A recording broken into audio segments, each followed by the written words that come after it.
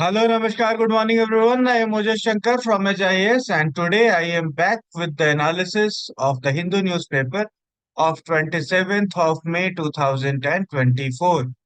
तो आज भी मैंने कुछ आर्टिकल्स को फाइंड आउट किया है और हम लोग देखेंगे कि कैसे ये आर्टिकल्स हमारे प्रीलिम्स और मेंस एग्जामिनेशन में मददगार साबित हो सकते हैं। ठीक है। तो आज के जो पहला आर्टिकल होगा वो पीवीटीजीज पे होगा। ठीक है। जो सेकंड आर्टिकल है वो यूरोप में एआई पे कन्वेंशन आया है, उस पे होगा। काउंसिल ऑफ यूरोपियन कंट्रीज ने एक कन्वेंशन लाया है, उस पे डिस्कशन करेंगे। और तीसरा, इंडिया के ट्रेड डिफिसिट पे डिस्कशन करेंगे। इंडिया अभी बहुत ज्यादा ट्रेड डिफिसिट में चल रहा है, अपने टॉप 10 ट्रेड पार्टनर्स में से 9 के साथ इंडिया का ट्रेड डिफिसिट। इसके बारे में हम लोग डिस्कशन करेंगे। Okay. So starting with the first article of the day, क्या है कि a door to a housing scheme tribals find hard to. मतलब एक कोई हाउसिंग स्कीम है, हेडलाइन पढ़ के तो ये समझ में आ रहा है ना कि कोई एक हाउसिंग स्कीम है जिसको ट्राइबल्स मुश्किल से खोल पा रहे। अब ये कौन सी हाउसिंग स्कीम? ये आवास योजना की बात हो रही है क्या यहाँ पे? तो जी नहीं, यहाँ पे बात हो रही है पीएम जनम हाउसिंग स्कीम। ये क्या है इसके बारे में अभी हम लोग डिस्कस करें। तो सबसे पहले इस आर्टिकल में बताया गया है कि भारत में 75 पीवीटीजीज, 75 ग्रुप ऑफ पीवीटीजीज है। अब ये 75 ग्रुप क्या है, पीवीटीजीज क्या है, उसके बारे में पहले हम लोग देख लेते हैं। जैसे ये हमारा नॉर्मल पॉपुलेशन का एक सर्कल है। ठीक है। ये हमारे नॉर्मल पॉपुलेशन है भारत। उसमें एक तबका है जो थोड़ा सा सामाजिक डेवलपमेंट से, जो हमारा भौतिक डेवलपमेंट है, जो हमें नजर आता है, जो मटेरियल डेवलपमेंट हमें नजर आता है। फॉर एग्जांपल मॉल्स हो गए, आपके मूवी थिएटर्स हो गए, आपके स्कूल्स हो गए, कॉलेजेस हो गए, हेल्थ केयर फैसिलिटीज हो गई। इन सारी चीजों से जो थोड़ा पीछे रह गया है, वो एक बड़ा सा हिस्सा, वो बड़ा सा हिस्सा बन जाता है हमारे ट्राइबल लोग, हमारे वनवासी जिनको कहते हैं, आदिवासी जिनको कहते हैं, जो प्रॉपर इंडिजिनस पीपल है, जो विलेज को ही अपना बेस बना के जी रहे हैं, वो ट्राइबल्स होते हैं। ठीक है। और इस ग्रुप में भी जो एक छोटा ग्रुप बच गया है ना, जो इन लोगों में भी और ज्यादा पीछे है, उनको पीवीटीजीज कहते हैं। ये जो ग्रुप है, ये ग्रुप एजुकेशनली, इकोनॉमिकली, बाकी चीजों में भी दुनिया से बहुत अलग थलग है। इसको मतलब बहुत ढंग से ये जुड़ ही नहीं पाया हमारे मेन स्ट्रीम समाज के साथ। और इसको इसीलिए पार्टिकुलरली वर्नेबल ट्राइबल ग्रुप्स कहते हैं। ठीक है, पीवीटी जिनको कहा जाता है, पार्टिकुलरली वल्नरेबल ट्राइबल ग्रुप्स इनको कहा। ठीक है। इनका जो टोटल नंबर है ना, जो इनमें आप कह सकते हो अलग अलग ट्राइब्स जो है, वो 75 ट्राइब्स और ऑलमोस्ट 14.6 लाख हाउस होल्ड्स हैं। बट बिकॉज ये ट्राइबल ग्रुप्स में भी जो है थोड़े से और ज्यादा सामाजिक चीजों से, जो हमारी सामाजिक चीजें, वो अपने नेचर उनके लिए मेन समाज है, उससे तो वो बहुत ज्यादा जुड़े। बट जो हमारा डेवलपमेंट का अप्रोच है, उससे थोड़े और ज्यादा पीछे। एग्रीकल्चर पे ज्यादा डिपेंडेंस, लो, और वो भी प्रिमिटिव काइंड ऑफ एग्रीकल्चर, और लो लिटरेसी रेट्स, कम पढ़ा लिखा होना, economic backwardness, stagnant population, population भी इनकी कम हो रही है। ये सब उनके साथ प्रॉब्लम।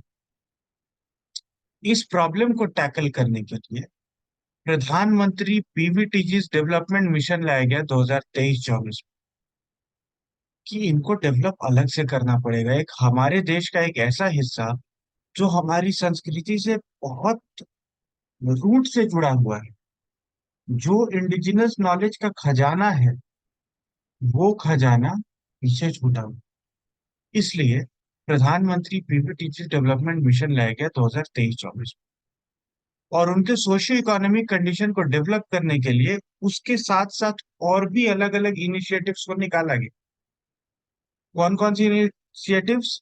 उसमें सबसे ज्यादा इंपॉर्टेंट इनिशिएटिव है जिसके बारे में ये पूरा आर्टिकल है, वो है प्रधानमंत्री जनजातीय आदिवासी न्याय महाअभियान। पीएम जनम, और इसको 24,000 करोड़ का फंड एलोकेशन हुआ नवंबर 2023। 24,000 करोड़ रुपीस इन लोगों के उत्थान पे, इन लोगों के डेवलपमेंट पे दिया गया। और इस पीएम जनम के अंडर में उनको क्या क्या दिया जाना था? जो भी इसेंशियल बेसिक फैसिलिटीज हैं, जैसे safe housing, clean drinking water, sanitation, इन सारी चीजों पे हम लोगों को काम करना था इस पीएम जनम स्कीम के अंदर। उनको घर देना, उनको पानी देना, उनको साफ सफाई, हर तरीके का सैनिटेशन प्रोवाइड करवाना। लेकिन प्रॉब्लम क्या हुई कि जो मोबाइल एप्लीकेशन जिसके थ्रू ये हाउसिंग स्कीम ये लोग प्रोवाइड करना था इन लोगों को, वो एप्लीकेशन जो है वो लोग ढंग से चला ही नहीं पा रहे, और उसके आसपास की बहुत सारी अदर प्रॉब्लम भी आ रही।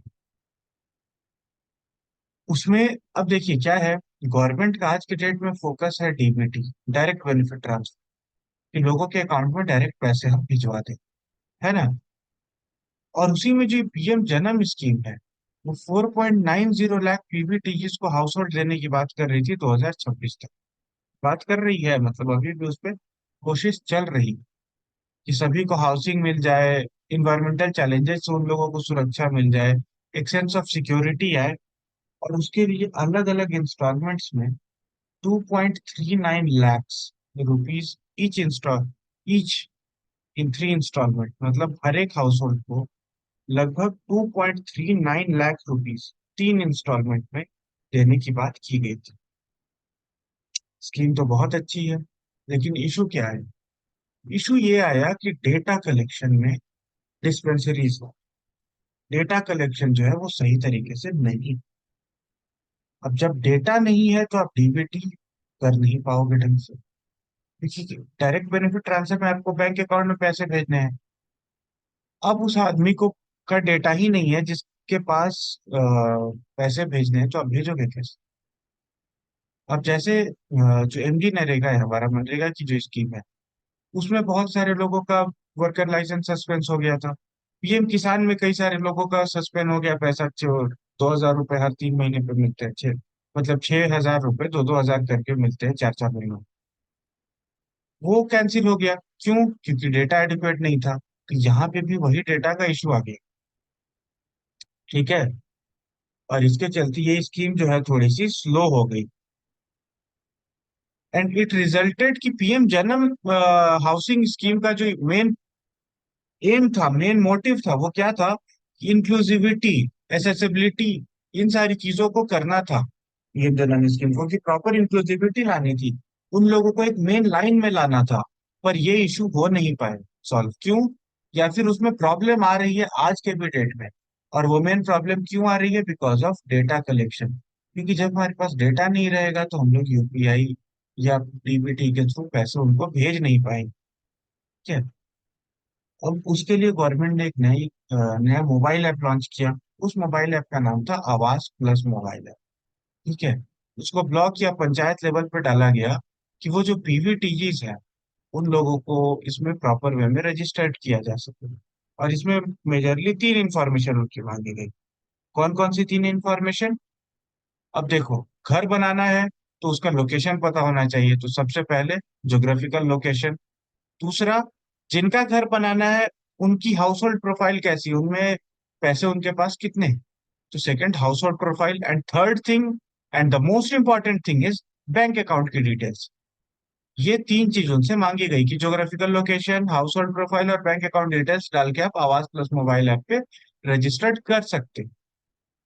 और having a job card is mandatory for PM जनम हाउसिंग रजिस्ट्रेशन। जो मनरेगा वाला जॉब कार्ड है, वैसा जॉब कार्ड जरूरी था। ठीक है। लेकिन प्रॉब्लम तब स्टार्ट हुई जब देखा गया कि कई सारे लोगों के पास तो जॉब कार्ड ही नहीं है, और कई सारे लोगों के पास जिनके पास जॉब कार्ड है, वो जब रजिस्टर्ड करने की कोशिश कर रहे हैं तो देख रहे हैं कि उनके जॉब कार्ड पे कोई और पहले ही रजिस्टर कर चुका है। मतलब यहाँ भी एक तरीके से फ्रॉड कह सकते हो आप, क्योंकि किसी और के कार्ड पे कोई और रजिस्टर्ड कर चुका है, तो इसको तो हम लोग फ्रॉड ही मानेंगे। एक तरीके का फ्रॉड यहाँ भी चल रहा था।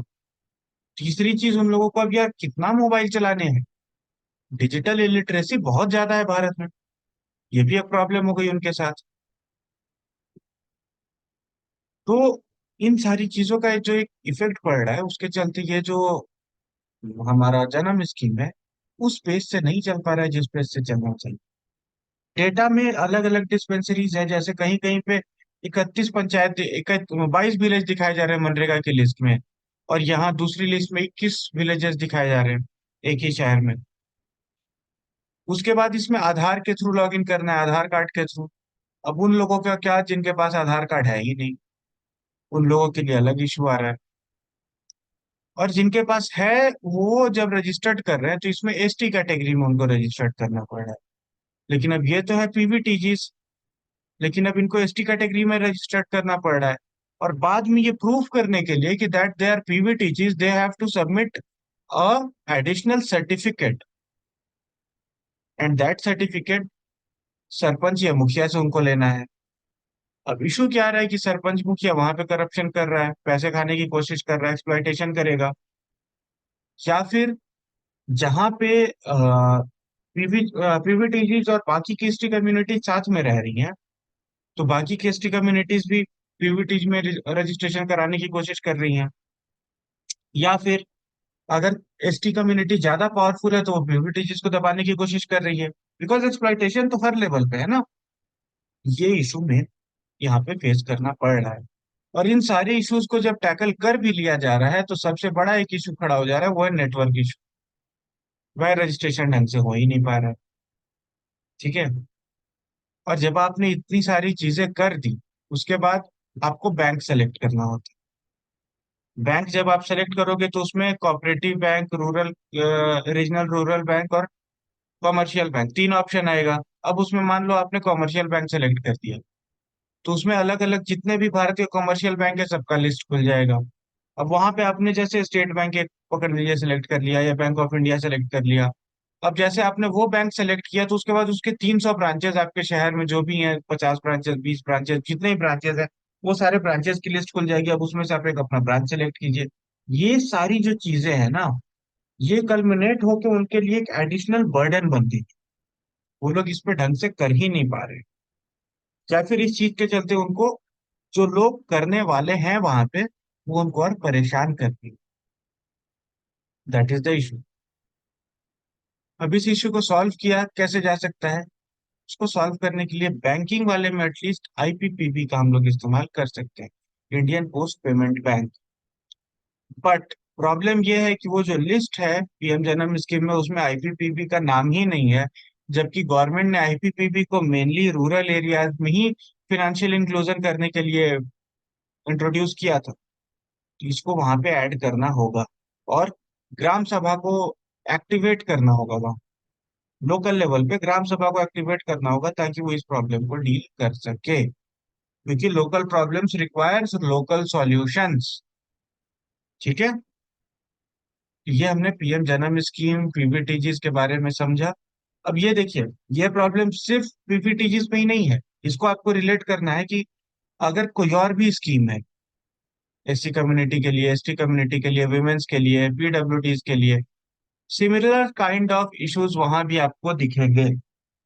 ठीक है। क्योंकि कोई भी वीकर वल्नरेबल ग्रुप जो है, या ट्रांसजेंडर्स हो गए, उनके लिए आपको इश्यूज सेम है। तो आपको इस चीज को वहां पे भी आप रिलेट करके लिख सकते हो। अब the second article, an overview of Europe AI convention. Europe में एक एआई का कन्वेंशन आया। क्या है वो कन्वेंशन, उसके बारे में हम लोग बात। इसका स्कोप क्या है? फ्रेमवर्क कन्वेंशन ऑन, इसका नाम देखिए क्या है, framework convention on artificial intelligence and human rights, democracy and rule of law. ये क्या है? ये फ्रेमवर्क कन्वेंशन है किस चीज पे? देखिए किस किस चीज को रिलेट कर रहा है। एक तो आर्टिफिशियल इंटेलिजेंस को, किसके साथ? Human rights, democracy and rule of law. इन चीजों के साथ कनेक्ट करके एक फ्रेमवर्क कन्वेंशन क्रिएट किया गया है। अब ये क्या है? ये कोई ग्लोबल ट्रीटी नहीं है। ये यूरोप, काउंसिल ऑफ यूरोप के कुछ कंट्रीज हैं, उन्होंने ये ट्रीटी को अपने लिए एक्सेप्ट किया है। ठीक है। ये it is not a binding treaty, न sorry, it is a binding treaty, but on global level there is no binding treaty on AI. AI पे कोई बाइंडिंग ट्रीटी नहीं है ग्लोबल लेवल पे। एआई को रेगुलेट कैसे करना है, इसके लिए भी कोई बाइंडिंग ट्रीटी ना है, ना उस पे फिलहाल कोई निगोशिएशन चल रहा है ग्लोबली। बट हम सभी को पता है, we all know it very well, that artificial intelligence has become a important part in our lives। बन चुका है आर्टिफिशियल इंटेलिजेंस। ठीक है।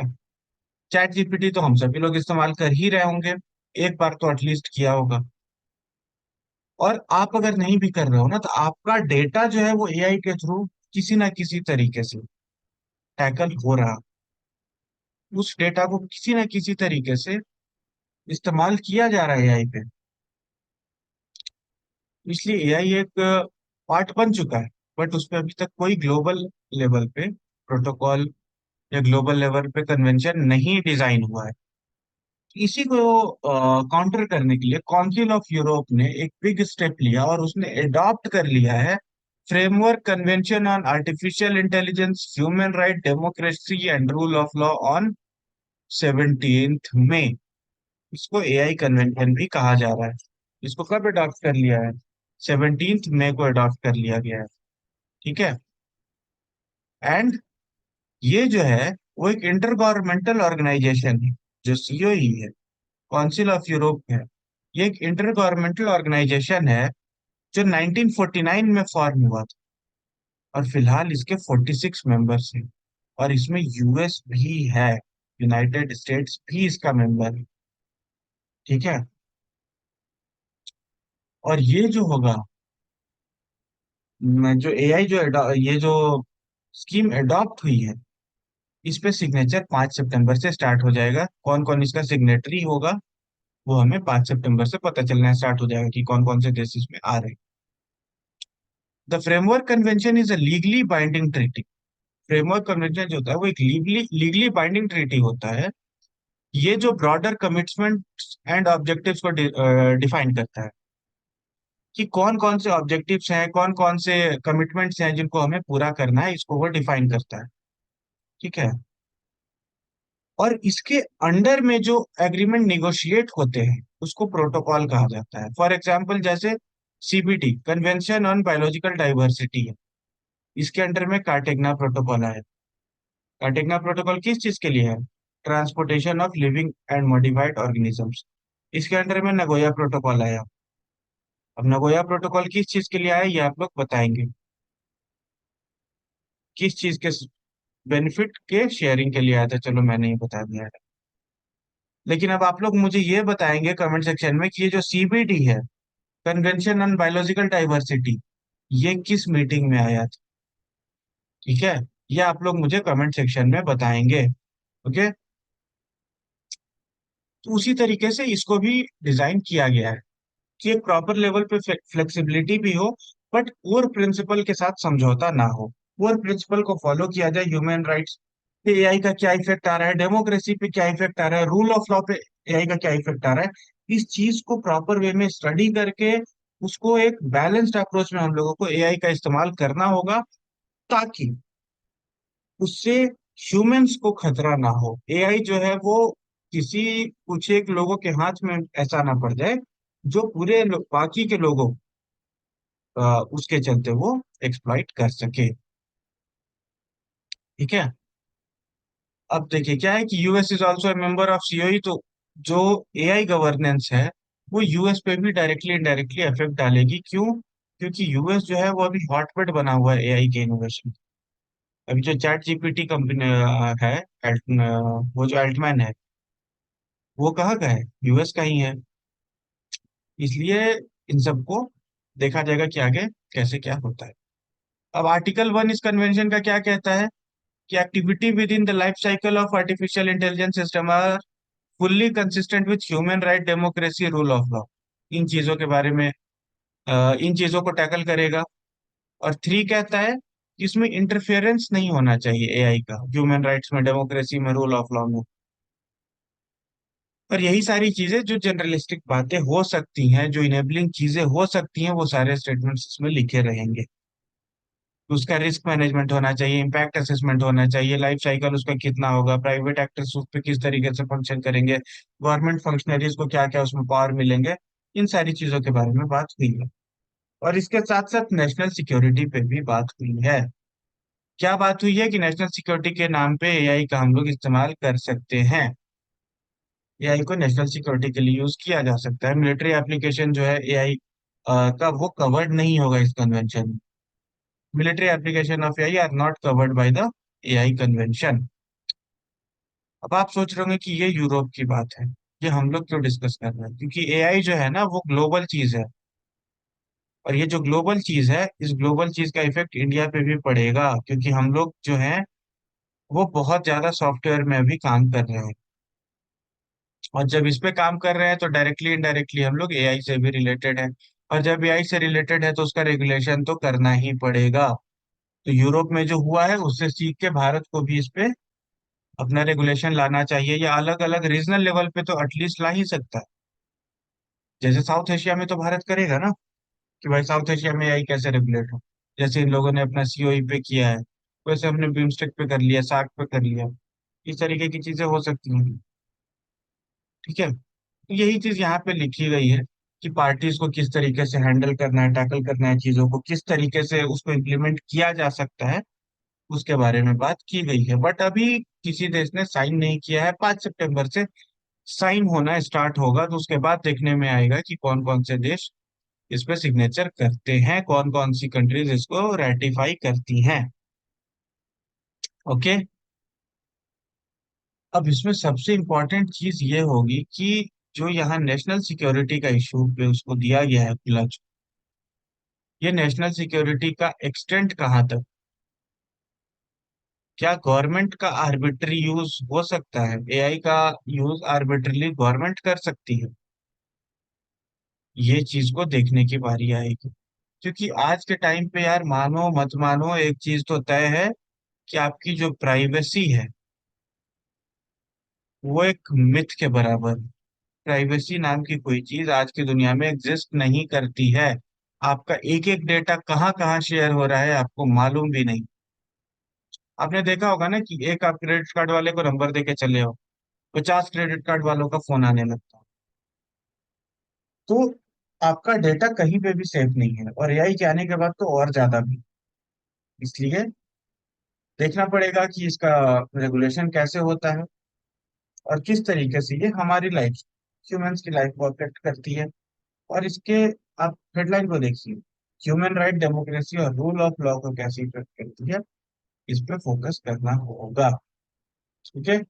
Now coming to the last article of the day, और वो आर्टिकल है कि India record trade deficit with 9 of the top 10 trading partners in 2023 and 24।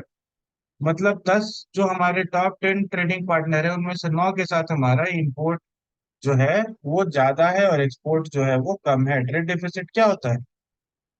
Trade deficit होता है कि हमारा जो जो भी कंट्रीज है ना, उनसे हम लोग इंपोर्ट ज्यादा कर रहे हैं, मंगा ज्यादा रहे हैं, और बेच कम रहे हैं। हमारा जो एक्सपोर्ट्स है वो कम है, और इंपोर्ट जो है वो ज्यादा रुपयों में हो रहा है, ज्यादा वैल्यूज में हो रहा है। यही है आपका ट्रेड डिफिसिट। और ट्रेड सरप्लस क्या होगा? इसका उल्टा होगा, कि जब हम लोग एक्सपोर्ट ज्यादा कर रहे हैं और इंपोर्ट कम कर रहे हैं, वो हमारा हो जाएगा ट्रेड सरप्लस। तो इंडिया का जो है टॉप 10 जो ट्रेडिंग पार्टनर कंट्रीज है इंडिया की, उनमें से 9 कंट्रीज के साथ हमारा ट्रेड डिफिसिट चल रहा है। जैसे चाइना, चाइना के साथ ट्रेड डिफिसिट, रशिया के साथ, इराक के साथ, Saudi Arabia, Indonesia, south Korea, UAE, Hong Kong, Singapore, ये हमारे सारी कंट्रीज के साथ हमारा ट्रेड डिफिसिट है। सिर्फ एक कंट्री है टॉप 10 में जिसके साथ ट्रेड सरप्लस है, वो है यूएस। सिर्फ यूएस के साथ हमारा ट्रेड सरप्लस है। अब किसके साथ कितना बढ़ा, क्या बढ़ा, यहाँ पे वो सब डेटा है जिसको पढ़ने की कोई जरूरत नहीं है, हमारे काम का डेटा नहीं। हमारे काम की यहाँ पे एक और बात लिखी है कि ट्रेड एक्सपर्ट्स का कहना है कि डिफिसिट जो है वो हमेशा बैड नहीं होता। अगर एक कंट्री रॉ मटेरियल्स को इंपोर्ट कर रही है, अगर हम रॉ मटेरियल्स को इंपोर्ट कर रहे हैं तो वो बुरी बात नहीं है, ठीक है। बट ये हमारे डोमेस्टिक करेंसी पे एक प्रेशर जरूर क्रिएट कर देता है। For example, if we are importing crude oil and we are processing it and exporting it again back to many countries, that means हम लोग इसका सही इस्तेमाल कर रहे हैं। बट अगर हम लोग फिनिश्ड गुड्स मंगा रहे हैं, वो एक प्रॉब्लमेटिक सिचुएशन। और जो अगर हमारा फिजिकल डेफिसिट बढ़ रहा है तो हमारे डोमेस्टिक करेंसी पे प्रेशर भी बनता है। उसके चलते हमारे करेंसी की वैल्यू कम, डिवैल्यूएशन होने की भी चांसेस बढ़ जाती, ठीक है। Countries currency to depreciate because more foreign currency is needed for imports, क्योंकि उतने ही इम्पोर्ट्स के लिए आपको ज्यादा फॉरेन करेंसी चाहिए। जैसे आपको अगर मैं समझाऊं कि पहले अगर $1 का दाम था 10 रुपए, $1 इक्वल टू 10 रुपीज, ठीक है। तो अगर $1 की कोई टी शर्ट हमें मंगानी थी तो उसके लिए हमें 10 रुपए ही देने थे। लेकिन अब अगर $1 का दाम हो गया 20 रुपए, तो हमें $1 की टी शर्ट मंगानी है तो हमें उसके लिए 20 रुपए देने पड़ेंगे ना। टी शर्ट तो सेम है, इसलिए वो हमारी करेंसी पे एक एक्स्ट्रा प्रेशर बन जाता है इंपोर्ट के प्रोस्पेक्टिव से। बट एक्सपोर्ट के प्रोस्पेक्टिव से इसका एक फायदा भी है।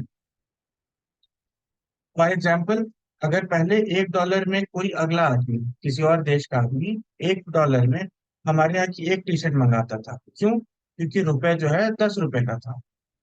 अब आज के डेट में भी अगर वो $1 का सामान मंगाएगा और ये 20 रुपए हो चुका है डॉलर, वो दो टी शर्ट्स मंगा लेगा ना।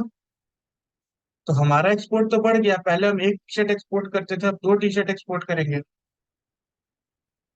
समझ रहे हो? बट इंपोर्ट के सेंस में ये चीज थोड़ी सी उल्टी पड़ जाती है, ओके। इंपोर्ट जो है वो एक्सपेंसिव हो जाता है, जिसके चलते डिफिसिट और ज्यादा इंक्रीज हो जाता है।